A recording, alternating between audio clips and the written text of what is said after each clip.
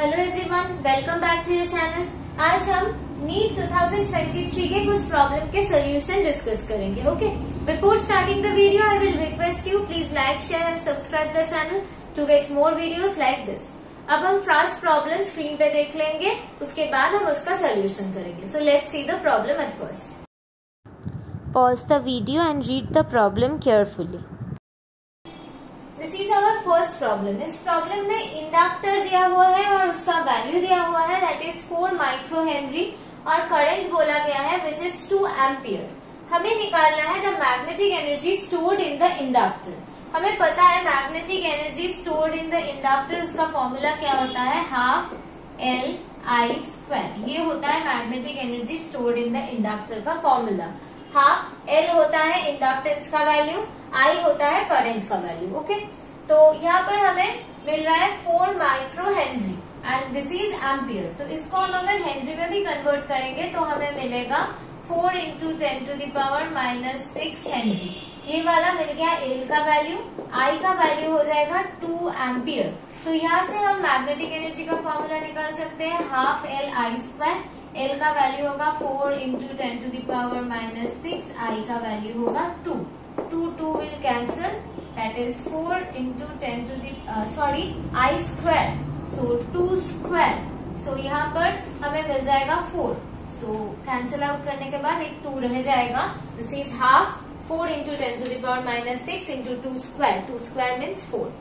सो यहाँ से हमें मिलेगा 4 into 2 into 10 to the power -6 joule energy। 4 into 2 that is 8 into 10 to the power -6 joule। इसको हम लिख सकते हैं 8 micro joule. So this is the magnetic energy stored in the inductor. This will be the answer. It is a very simple problem which is given directly। अगर आपको ये formula पता है तो आप फॉर्मूले में वैल्यू पुट करिएगा और डायरेक्टली आपको आंसर मिल जाएगा। आई थिंक यहाँ पर कोई डाउट नहीं रहना चाहिए।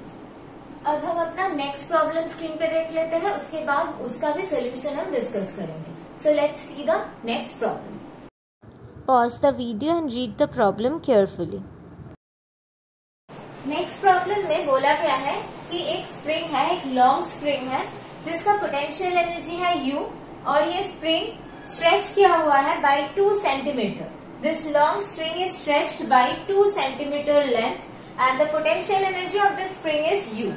अगर इस स्प्रिंग को 8 सेंटीमीटर स्ट्रेच किया जाता तो उसका पोटेंशियल एनर्जी कितना होता, ये हमें निकालना है। ओके, तो इसको निकालने के लिए हमें पता होना चाहिए कि जितना स्ट्रेच कर रहे हैं, मतलब जितना इलोंगेशन हो रहा है स्प्रिंग का, उस इलोंगेशन के साथ पोटेंशियल एनर्जी का क्या रिलेशन है for spring. This is the relation where U is the potential energy of the spring, K is the spring constant and X is the elongation of the spring। elongation मतलब stretch करने के बाद जितना elongate हो रहा है spring, उसको elongation कहेंगे।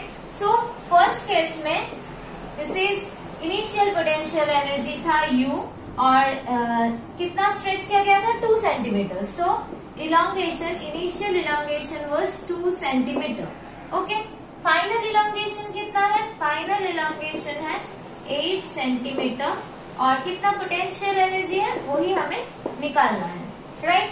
सो पहले का जो U का वैल्यू है, X का वैल्यू है, यहाँ पर हम पुट कर सकते हैं।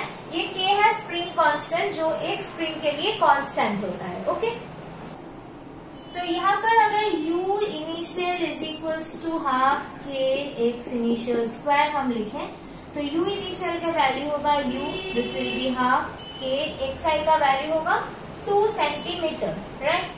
तो इसको हम अगर मीटर में भी पुट करें तो 2 सेंटीमीटर मीटर में हो जाता है 0.02 मीटर। ओके, ऐसा यूनिट में रख रहे हैं सपोज। तो इसको अगर कैलकुलेट करें तो ये बन जाता है। तो यहाँ से हमें मिलेगा U is equals to K into 0.01। तो यहाँ से हमें K का वैल्यू मिल रहा है, यहाँ से हमें K का वैल्यू मिल रहा है, that is equals to U divided by 0.01। Okay, अभी हम ये जो फाइनल वैल्यू है X और U के, इसको इस फॉर्मूला में पुट करेंगे, that is UF is equals to half K XF square.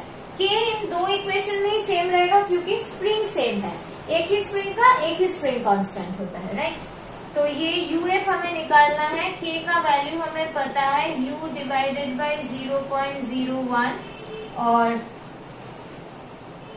Sorry एक चीज गलती हुई थी, यहाँ पर x स्क्वायर होना है, so this will be square, right. So ये स्क्वायर होगा तो यहाँ से हम लिख सकते हैं दैट, यहाँ से हम लिख सकते हैं k का वैल्यू कितना आएगा, k is equals to 2u divided by 0.02 whole square. ये आ जाएगा हमें k का value, that is 2u 0.02 whole square.